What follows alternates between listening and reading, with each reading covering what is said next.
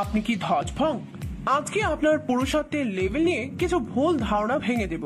আমরা অনেকেই মিলন করতে গেলেই যদি ঘন্টার পর ঘন্টা মিলন করতে না পারি তাহলে সহজেই নিজেকে দুর্বল পুরুষ মনে করতে থাকি, যা একদম উচিত না। তাই আর দেরি না করে ভিডিওতে একটি লাইক দিয়ে চ্যানেলটি সাবস্ক্রাইব করে সাথেই থাকুন। প্রথমে বলে রাখা ভালো, আমরা অনেকগুলো সমস্যার কথা বলবো। তার মধ্যে কোন সমস্যায় আপনি ভুগছেন তা কমেন্টের মাধ্যমে জানালে এই বিষয়ে সমাধান নিয়ে আমরা ভিডিও দিব। আমাদের দেশে পুরুষদের যৌন দুর্বলতার সমস্যা মনে হয় খুবই বেশি। অন্তত রাস্তাঘাটের দেয়ালে দেয়ালে যেই সব ডাক্তারি বিজ্ঞাপন দেখা যায় সেগুলো দেখলে যে কারো এমন ধারণা হয় স্বাভাবিক। আবার এসব বিজ্ঞাপনের বেশিরভাগই দেখা যায় আয়ুর্বেদিক ডাক্তারদের বিজ্ঞাপন। এতে অনেকের মনে হতে পারে যে সম্ভবত আয়ুর্বেদিক যৌন রোগের সবচেয়ে ভালো চিকিৎসা আছে। হ্যাঁ, বাস্তবেও কথাটি সত্য। অন্য যাবতীয় রোগের মতো যৌন রোগও সবচেয়ে ভালো চিকিৎসা আছে আয়ুর্বেদিক ও হার্বালে। এবার আসুন ধ্বজভঙ্গ রোগের লক্ষণ ও উপসর্গ সম্পর্কে জানি। ধ্বজভঙ্গ কি কি কারণে হয়? হস্তমৈথুন, অতিরিক্ত স্ত্রী সঙ্গম, আঘাত প্রাপ্তি, বহুমূত্র, সিফিলিস, গনোরিয়া, পুরাতন অন্ডকোষ প্রদাহ, দীর্ঘকাল যাবৎ অজীর্ণ রোগ, স্নায়ুবেগ রোগ ইত্যাদি কারণে এই লক্ষণটি দেখা দিতে পারে। তাতে সন্তান উৎপাদন শক্তি লোপ পায়। অনেক চিকিৎসা বিজ্ঞানী তাকে রোগ বলে অভিহিত করতে চান না। এটাকে কোনো কঠিন জাতীয় পুরাতন রোগের লক্ষণ বিশেষ বলে তারা মনে করেন। পুরুষের যৌন উত্তেজনা ও যৌনতার স্থায়িত্ব কম বেশি হয় কারণ তার দেহের হরমোনের ক্রিয়ার কম বেশি অবস্থা ঘটে। যৌন উত্তেজনা ও যৌন স্থায়িত্ব কম হওয়ায় ধ্বজভঙ্গের লক্ষণ নয়।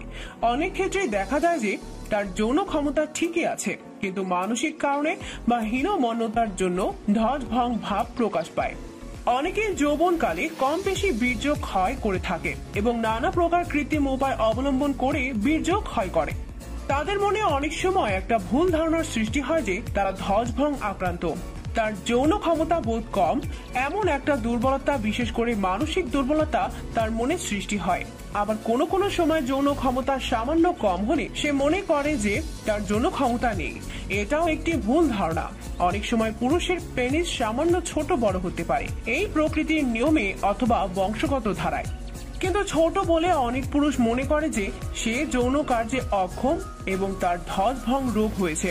এটাও ভুল ধারণা। বেশি পরিশ্রম, পুষ্টির অভাব, দেহে উপযুক্ত প্রোটিন, ভিটামিন প্রভৃতির অভাব হলেও এটি হতে পারে।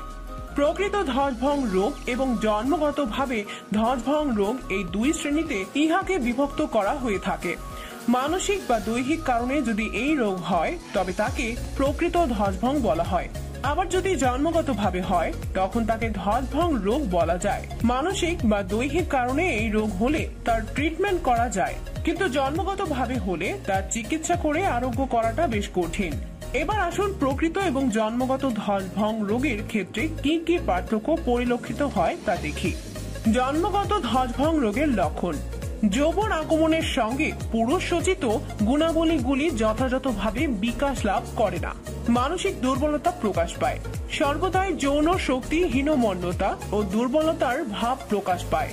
যৌবনের গুণাবলী ঠিক যেই সময় যৌবন ভাব প্রকাশ পাওয়া স্বাভাবিক সেটা দেখা যায় না এবং যৌনতার ভাব যথাযথভাবে বিকাশ লাভ করে না। দেহের নানা হরমোনের অভাবে এবং স্নায়ুবিক অক্ষমতার কারণ হিসেবে দেখা দেয়। যৌবন আগমন হলেও যৌন ইন্দ্রিয়ের কোনো উত্তেজনা থাকে না। পেনিস ঠিক মতো শক্ত হয় না। কখনো কখনো এটি অতি সামান্য 2-1 ফোঁটা বীর্যপাত হয়। সর্বদা এদের চরিত্রে নারী সুলভ ভাব ভঙ্গি প্রকাশ পায়। অদ্ভুত ধরনের হাব ভাব প্রকাশ পায় যা সাধারণত কোনো পুরুষের মধ্যে থাকে না। এদের যৌন উত্তেজনা, পেনিসের উত্থান, বীর্যপাত প্রভৃতি কিছুই দেখা যায় না। আচার আচরণে বোকামি প্রকাশ পায়। মানুষের কাছে হর্ষম্পদ হয়ে থাকে এবং অনেক সময় মানুষ তাদের নিয়ে উপহাস ও কৌতুক করে থাকে।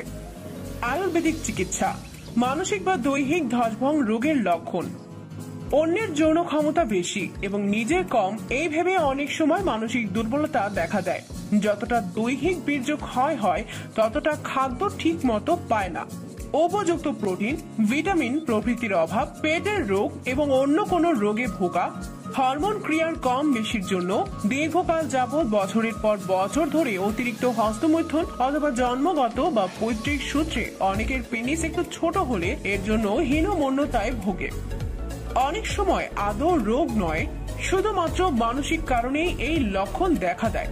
তারা প্রকৃতপক্ষে যৌনতায় সুস্থ, কিন্তু কৃত্রিম ভাবে বীর্য ক্ষয় করার কারণে ধ্বজভঙ্গের সন্দেহ করে এবং এই সন্দেহের জন্য নিজেকে ধ্বজভঙ্গ রোগী মনে করে থাকে। অনেকের ক্ষেত্রে যৌন হরমোন বা অন্য কোনো গ্রন্থির হরমোন সামান্য কিছু কম নিরসনের জন্য যৌন উত্তেজনা কিছুটা কম হতে পারে, কিন্তু যথাযথ ট্রিটমেন্ট করলে হরমোনের এই গোলযোগ ঠিক হয়ে যায়। এই ক্ষেত্রে মানসিক দুর্বলতা অনেক সময় প্রকাশ পেয়ে থাকে। রোগ নির্ণয়: স্ত্রী সহবাসের সময় পেনিসের উত্থান হয় না, অথবা সামান্য মাত্র উত্থান হয়ে আবার নিস্তেজ হয়ে পড়ে।